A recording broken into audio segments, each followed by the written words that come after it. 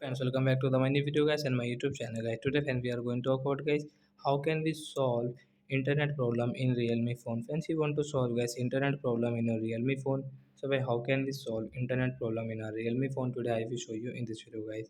So before starting video friends, first of all go and subscribe the channel guys, click the bell icon, like the video. So friends, now let's see guys how can we solve internet problem guys.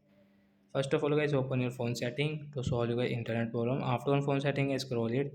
Then you can see guys your system settings. So guys, click on system setting guys and guys scroll it.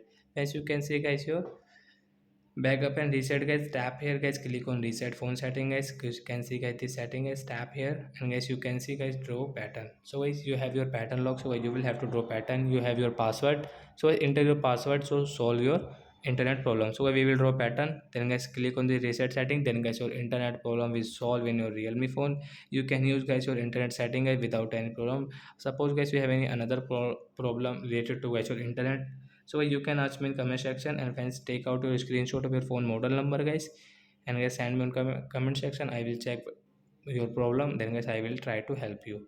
Bye friends, thanks for watching the video. Thanks for watching the video guys. Bye.